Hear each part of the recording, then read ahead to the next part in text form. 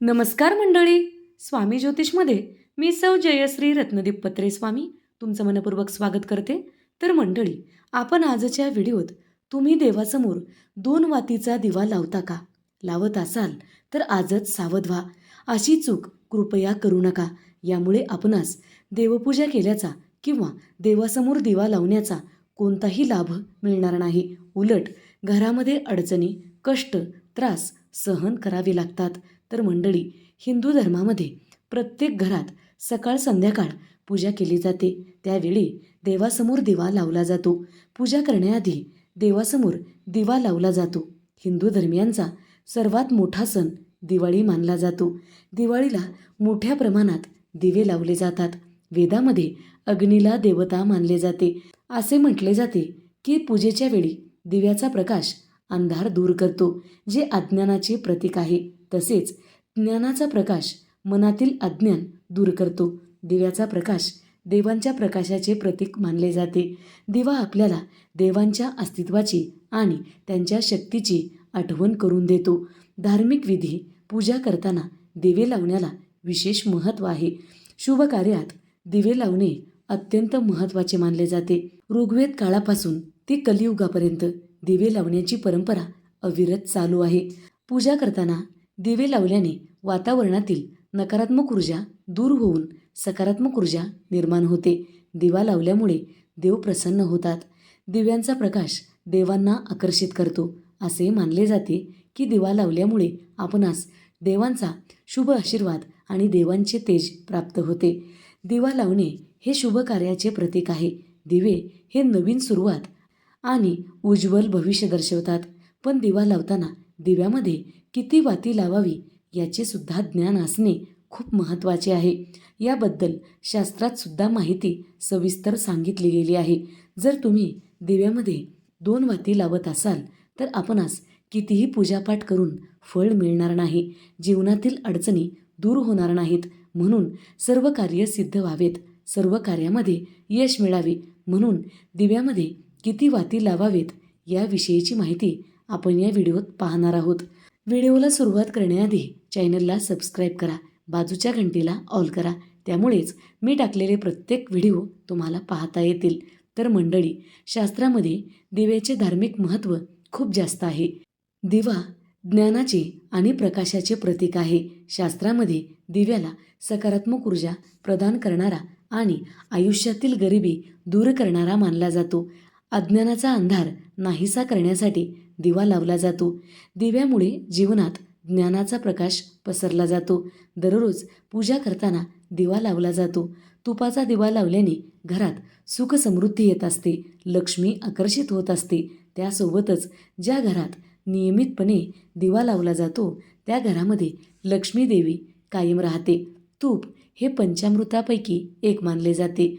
कोणत्याही सात्विक पूजेचे पूर्ण फळ मिळण्यासाठी तुपाचा दिवा लावणे अत्यंत शुभ मानले जाते. तुपाचा दिवा लावल्याने सर्व प्रकारच्या मनोकामना पूर्ण होतात. हिंदू धर्मामध्ये सर्वच पूजेत दिवे लावले जातात. हिंदू धर्मामध्ये दिव्याला लक्ष्मीचे प्रतीक मानले गेले आहे. तर मंडळी, शास्त्रानुसार एकाच दिव्यामध्ये 2 वेगवेगळ्या वाती ठेवू नका.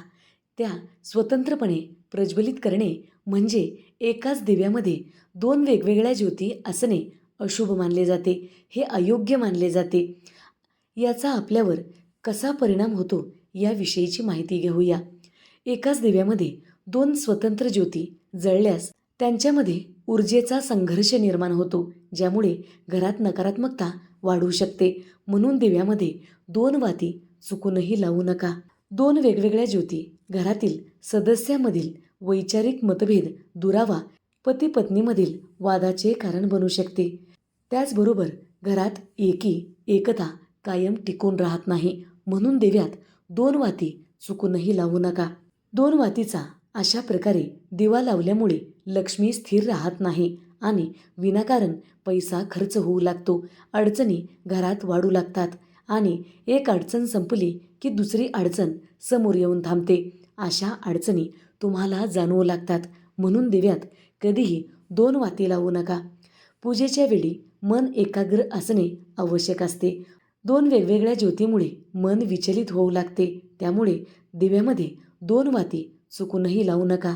यामुळे पूजेचा पूर्ण फायदा तुम्हाला मिळणार नाही. तर दिव्यामध्ये किती वाती लावावेत याविषयीची माहिती पाहूया. जेव्हा आपण कापसाच्या 2 स्वतंत्र वाती घेतो आणि त्यांना एकत्र पीळ देत असतो, या दोन्ही वातींना एकजीव करून घेतो, तर ही एक वात बनते आणि त्याची एकच ज्योत प्रज्वलित होते. त्यामुळे त्याला द्विमुखी किंवा जोडवात असे म्हणतात. याचे आध्यात्मिक फायदे जाणून घेऊया. शिव आणि शक्तीचे प्रतीक. 2 वाती एकत्र करणे म्हणजे पुरुष आणि प्रकृती, शिव आणि शक्ती एकत्र करणे होय.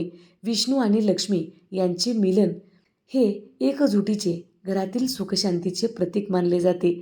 म्हणूनच घरामध्ये लक्ष्मी नारायण, शिवशक्ती यांचे प्रतीक म्हणून आपण 2 वातीची एक वात करून दिव्यामध्ये लावली पाहिजे.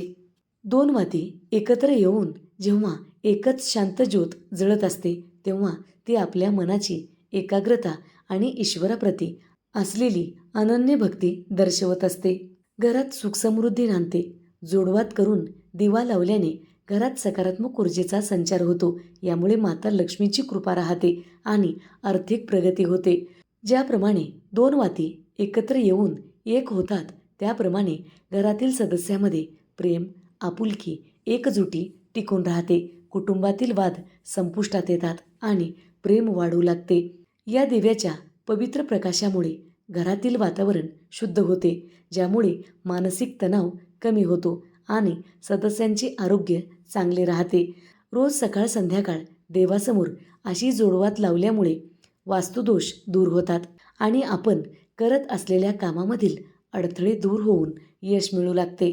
देवासमोर दिवा लावताना नेहमी 2 वाती एकत्र करून त्यांना व्यवस्थित पीळ देऊन एकच ज्योती प्रज्वलित करावी. यामुळे पूजेचे सात्विक फळ आपणास मिळू लागते. घरात मंगलमय वातावरण तयार होते. तर मंडळी, देवासमोर दिवा लावताना दिव्यामध्ये 2 वाती चुकूनही लावू नका. 2 वातीची एक वात केली पाहिजे. याला द्विमुखी किंवा एकजीव वात असे म्हणतात. तर मंडळी, देवासमोर 2 वातीऐवजी 2 वातीची एक मिळून वात केलेली लावावी. हे लक्ष्मीनारायण आणि शिवशक्तीचे प्रतीक आहे. म्हणून 2 वातीची एक वात करून देवासमोर लावावी. जर व्हिडिओ आवडलेला असेल तर नक्की लाईक करा, शेअर करा, सबस्क्राईब करा. बाजूच्या घंटीला ऑल करा. त्यामुळेच मी टाकलेले प्रत्येक व्हिडिओ तुम्हाला पाहता येतील. धन्यवाद. हर हर महादेव.